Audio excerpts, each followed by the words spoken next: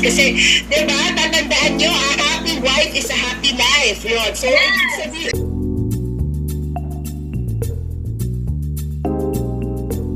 kung ang hanap mo ay isang kasosyo, tara na dito sa Go Negosyo. Gusto umasenso, ano bang maiimbento yung pagkakaperahan para mabili ang gusto? Let's go! Kinabukasan gawin natin tumakula. Sama-sama sa tagumpay, basta't sanay kang makibagay. Magkakasama ang lahat ngayon, wala nang iwanan. Bawat isa ngayon sa atin ay magtutulungan. Ahatakin pataas lahat ng nasa ibaba. Pilipinas, mabangon muli, ito ang simula. Kung sa business kayo ay may success, idea nyo ay truly the best. Kung ang hanap mo ay isang kasosyo, tara na dito sa Go Negosyo. Sama-sama sa negosyo, Pilipinas aangat, maging malikha. Magandang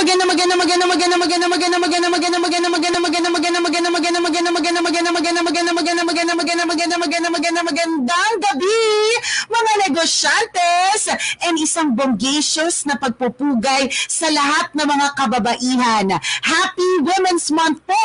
Muli ako po si DJ Nicole Yala mula sa 90.7 Love Radio, always your number one, and I will be your host and moderator for tonight para sa ating Go Negosyo sa Mentor Me Online Women's Special. Alam niyo po, nakakalorkay talaga ang galing ng mga kababaihan. Sabi nga kanina sa napanood yung video, di ba?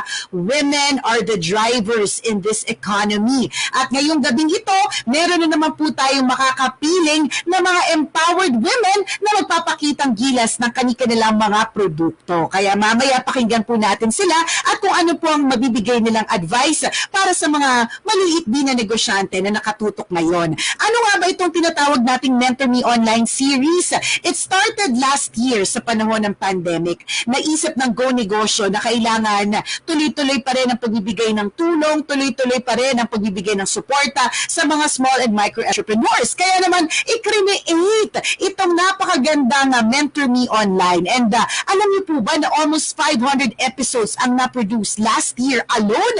And this year, naisip ng Go Negosyo that it's important to still continue this Mentor Me Online series. Noong February po, nagkaroon po tayo ng Valentine's Special. And of course, this month of March, ang ating Women's Special. Bibigyan po natin ng pagpupugay ang mga magagaling na mga kababaihan. At alam niyo po ba, dahil napaka-espesyal na mga kababaihan, alam niyo po ba na starting next week, kailangan niyo pong abangan ang ating punang pang-negosyo raffle dahil because 1 million pesos! Oo!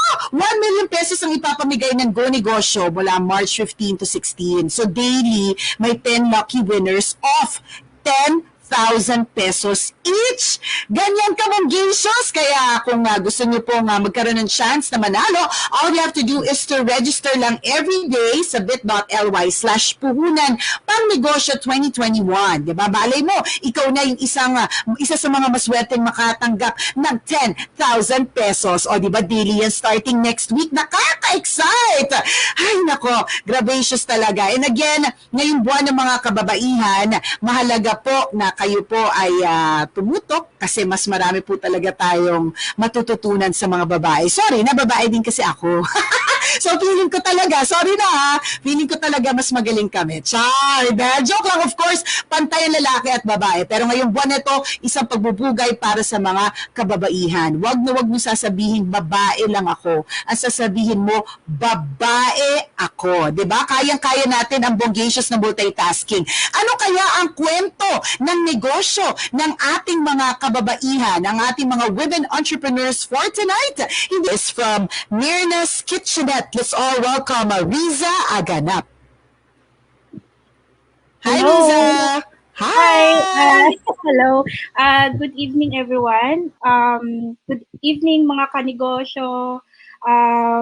Good evening, Miss Nicole. Kinakabahan ako. Anyway, in behalf of Myrna's Kitchenette, ako po yung tawag dito, anak ng may-ari. Bale, ang owner po nito ay yung mother ko, si Nanay Myrna. Bale, tinutulungan ko lang siya para ma-promote yung business niya through social media. So, just to give you a basic background, yung Myrna's Kitchenette nagsimula noong 2015. Bale, wala kaming physical store. Madalas, online lang, you can reach us through online. So, bale,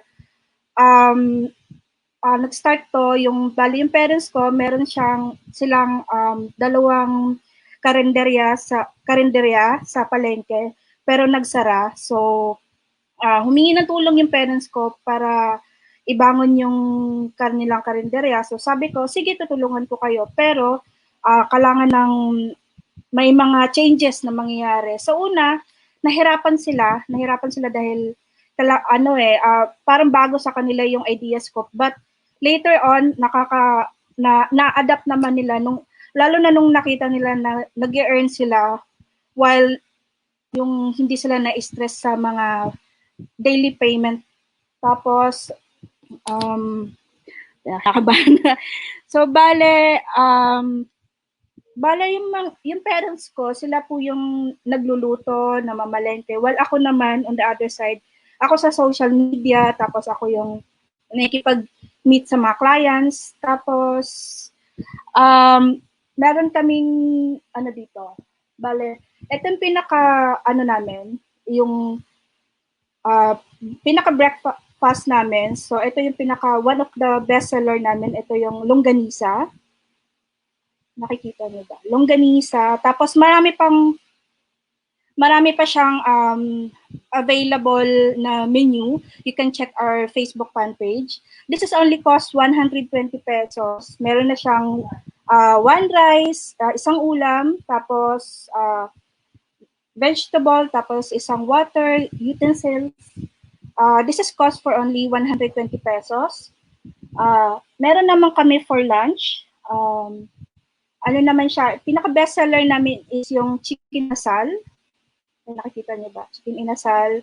Tapos meron ding rice, side dish, isang egg, tapos yung sauce niya, this is only for 150 including water, utensils.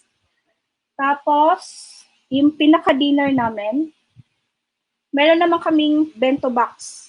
Bento box siya. Pwede nyo rin to guys orderin ng lunch. Nakikita nyo ba? Sa bento box naman, this is cost 200 pesos. So, may isang ulam na siya, may isang noodles, isang rice, dessert, and side dish. Tapos isang bottled water.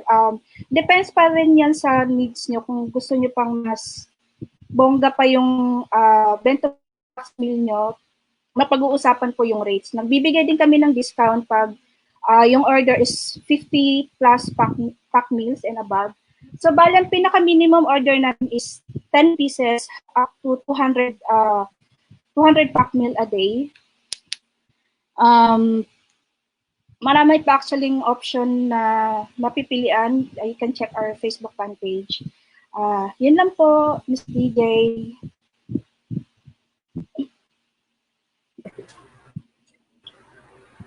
Hi there! Kumusta kay Mommy Myrna? Yun, nahihiya siya. So, kaya ako naging representative niya dito. First time ko rin nag-live. It's okay. You're doing a good job. Okay na okay. Sabi ni Baby Rowena Atienza, ang galing naman ng bento box na business. Alam mo, tsaka thankful tayong lahat. Thankful kaming lahat ng mga buyers na may mga ganitong klase mga negosyo. Paano napapagaan din, bukod sa nakatulong na kami sa inyong negosyo, napagaan din yung buhay namin na hindi na kami mag-iisip ng lulutuin. Kakain na lang kami, di ba? Oo, kaya nakakatuwa at sana ipagpatuloy. So, sino ang gumagawa ng menu? Gaano kayo kadalas na mag-change ng menu? Ganyan? Yes po. Bale, every 3 months or 6 months, nagpapalit kami ng menu. Para yung mga suki namin, mga supplier, or mga corporates, babalik sila kasi alam nilang may bagong menu. Tapos, nagko-customize din kami ng pack meals nyo, kung ano pa yung gusto nyong i-level up sa food nyo. Yun po. Yes po, yung sa mga logo, ako po yung nag-decide. Tapos, yung sa menu, ako din po yung nag-decide. Tapos, nag-uusap din kami ng family ko. Ito yung natin. Kumbaga, ini-inform ko po sila para hindi po sila mabigla sa mga changes. Oo, bigla nagulat sila, may lengua na, hindi na Oo. pag-usapan, nagulat sila, ang daming, Magulat ang, sila na ang daming bago na dila, lumabas. di ba?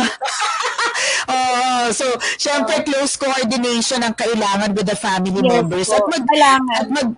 Oo, kailangan talaga yun. At maganda yun kasi at least mas nasa-strengthen yung relationship ninyo, mas tumitibay kayo, di ba? Ako yung pinakaba namin. At the same time, mas lalo pa kaming mas lalong gumagaling pa habang napapalit kami ng menu. Ganun. Nice. Ang galing, no? So, kanina sabi mo, yung operations ninyo is fully online for delivery lang, ganun. Yes, Wala ba kayong balak na magkaroon ng parang physical Meron. na establishment? Oo. Balak po, kailangan pa ng konting ipon. Balak po namin. So, for now, na-enjoy namin yung pag-online business na wala kaming binabayarang pwesto. Unlike before kasi, yung parents ko, sobrang stress na stress sila. As in talagang humingi sila ng tulong kasi love cooking eh. Kaya lang, hindi pumatok sila sa karinderya. Sabi ko, sige, tutulungan ko kayo, pero kailangan natin ng innovation, kailangan ng upgrade, pero still, karinderya style pa rin. Mura pa, ganun. Nice. So, yun talaga yung kailangan do. Maganda yung sinabi po ni Madam ngayong araw na ito, napak-napak ang foundation at kilay, at ang nails. Maratiling maganda sa gitna ng lahat, di ba? So, maganda yung sinabi ni... Buntis Ayan. Oh, 'di ba? Buntis pa 'yan. Sobrang blooming, 'di ba? So, maganda po 'yun kasi talagang importante po talaga yung magtulong-tulong at mag-usap, 'di ba?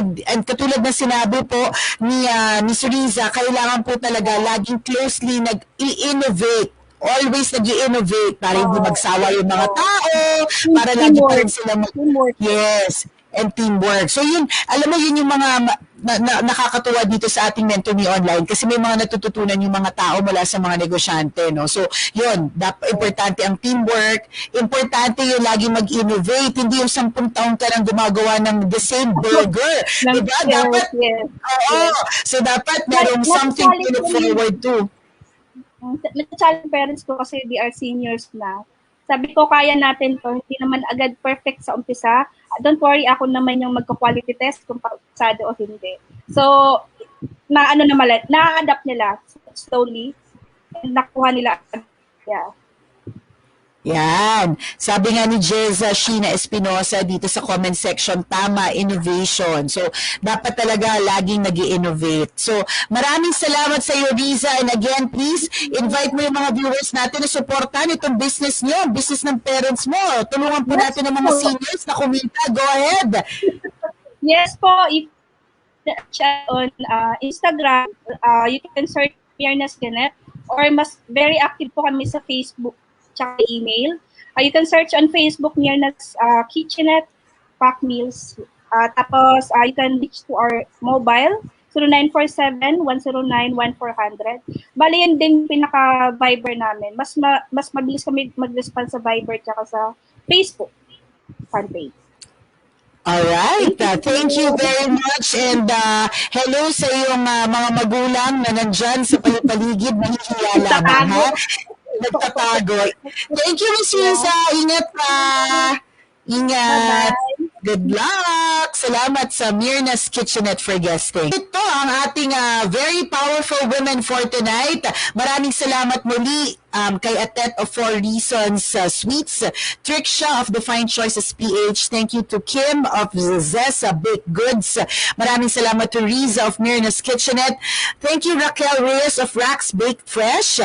Thank you to Jean Ferrer of Penelope's Collections. Maraming salamat to Aya, Aya of Chef Ace, and Rons and Vina of the Gray Area. Maraming salamat po sa pagtutok sa amin ngayong gabi, and I hope that you learned a lot from our women entrepreneurs.